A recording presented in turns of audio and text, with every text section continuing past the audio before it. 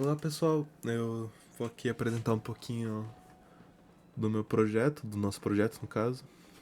Eu fiz um vídeo agora de pouco, mas deu 17 minutos e eu vou tentar reduzir para facilitar para vocês. Bom, primeira coisa, temos a instalação das bibliotecas. Então, primeiro a gente tem a instalação do Qiskit, do nosso algoritmo, no, para importar as bibliotecas quânticas, e o Qiskit Runtime para importar a biblioteca para a gente acessar um computador quântico real. A gente tem a instalação do OpenCV para Python, para fazer abrir a câmera, abrir o webcam, e o KyberPy para testar a criptografia de Kyber. Mas a gente está usando outra biblioteca chamada OQS, que o Júlio conseguiu instalar, mas eu não consegui ver com ele para passar aqui. Bom, nosso projeto é dividido em algumas etapas. A primeira dela é para você abrir a câmera ou fazer o upload de uma imagem.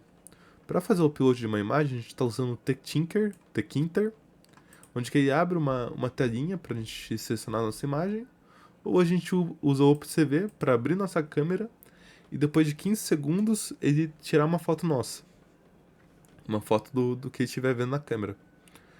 E a gente plota usando a função de mostrar a imagem, usando o PLT. Então eu vou rodar aqui só para verem.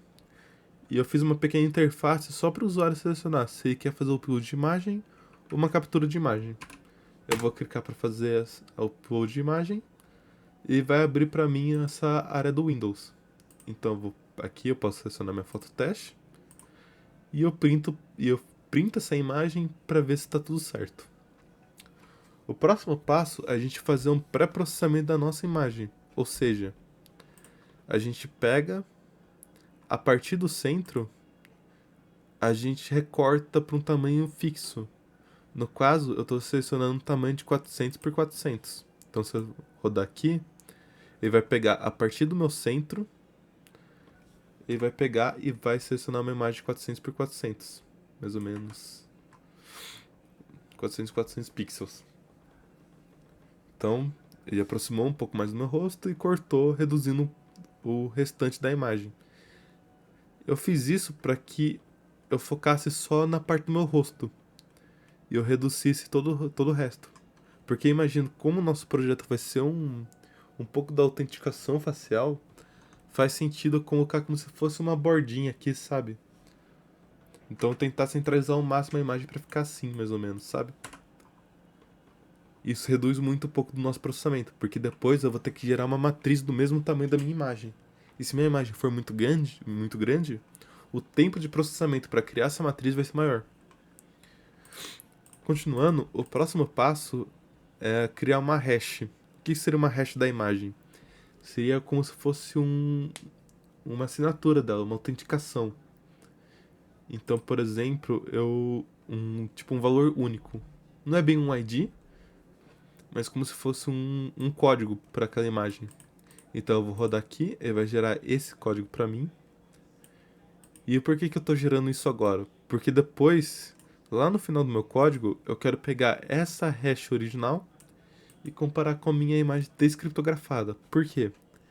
Porque eu posso, de uma forma, de um certo modo, validar que não houve adulteração da minha imagem, seja por mau funcionamento do código ou algum invasor veio e alterou a minha imagem, colocou uns bits a mais, colocou uns pixels a mais na minha imagem e fez de um modo que pudesse converter ou pudesse converter não, pudesse não é corruptar, corromper a minha imagem. A próxima etapa é a gente criar a parte de simulação com o computador quântico. Então, criei duas funções principais para gerar a matriz, uma delas sendo simulada e outra sendo a versão real. E como que funciona isso? Eu primeiro inicializo o meu computador quântico com 8 qubits para gerar um valor de numérico de 8 bits. O 8 bits ele vai de 0 a 255, se não me engano, o valor que ele pode chegar que ele pode gerar. Então a gente está usando essa primeira função simulada com o Quantum Circuit e o Transpile. Então aqui eu já vamos dizer assim, cadastro os meus qubits e já aplico a porta de Hadamard. O que é essa porta que faz? Essa porta é aquela que vai aplicar a sobreposição, a superposição dos estados do nosso bit quântico. Então é ela que vai meio que dizer que o meu qubit está entre 0 e 1 ao mesmo tempo. E depois a gente vai, com essa função measure, de medir, a gente vai verificar qual que é o valor do qubit. Se é 0 ou se é 1. E a gente vai compilar de uma forma que dê pra gente gerar esse número aleatório. Então, por exemplo, 55, eu posso gerar com 100101, por exemplo. Que são o valor de cada qubit medido. E é basicamente isso. Aqui eu já estou rodando no computador quântico real usando o Qiskit Runtime Service, que é fornecido pela própria IBM. Aqui eu estou colocando o token do meu uso. Então, tipo, ele está sendo usado da minha API. Então, se eu quisesse usar de vocês, eu teria que pegar esse token de vocês, daqui. Então, aqui é a minha IBM Quantum Platform, que mostra o quanto que eu já usei de um computador quântico real. Pode ver que eu já usei em 2 minutos, quase 3 minutos já, de um computador quântico real. É o que eu estou usando quando eu seleciono o meu back-end. Então, para mim selecionar meu back-end, eu estou usando uma função própria da IBM que é o menor ocupado possível. Então, ele vai olhar todos os serviços disponíveis e vai ver qual que está com menos fila de trabalho. E vai mandar o meu código para rodar nesse computador quântico. Então, ele vai aqui gerar, vai fazer a mesma coisa, vai gerar 8 bits, vai medir e vai gerar essa matriz aleatória pra gente. Então, pode ver que esse aqui foi com a matriz simulada, levando cerca de 1.30 segundos. E a matriz usando o computador quântico real, que foi feito em 1 minuto quase. Tendo essa matriz aleatória, a gente vai para o próximo passo, que é aplicar o Shor na imagem. Então a gente tem duas funções, onde a gente aplica o Shor separadamente em cada canal com as duas matrizes. Então vamos dizer, o meu pixel 1, eu vou aplicar esse meu valor 168 nos primeiros pixels. Então eu vou aplicar nos 3 canais RGB. É como se eu multiplicasse, vamos dizer assim, o meu pixel 0 por 168. Nos 3 canais RGB. E que isso ele vai gerar pra mim essa imagem aqui. Tá vendo?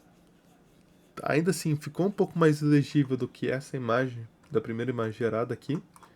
Mas você percebe que existem certos pontos quentes, por assim dizer. Que ainda assim, se a pessoa quiser tentar aproveitar disso para construir a imagem, talvez seja possível que ela consiga. E é por isso que a gente aplica o mapa caótico.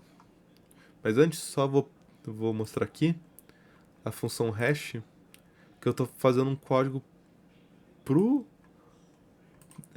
para a minha imagem gerada pela matriz simulada e para a imagem gerada por um computador quântico. Porque pode ver que aqui parece igual, mas internamente eles não são iguais. O código hash dele é diferente. Então por isso que ele printa que não é igual. Porque os números gerados aqui não são os mesmos que aqui, não tem a mesma ordem.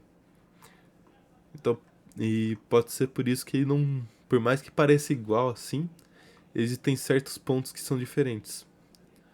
Tipo, em vez da gente ficar brincando de achar os 7 erros aqui, o hash já valida isso pra gente. Então vamos pro próximo passo, que é aplicar o mapa caótico. O mapa caótico ele é bom porque a gente tem 2 parâmetros essenciais. É uma fórmula matemática muito usada, uma fórmula recursiva até, onde a gente tem o nosso parâmetro de caos, vamos dizer assim, nosso parâmetro de crescimento, onde o 3.999 coloca nosso mapa nas zonas de máxima de caos.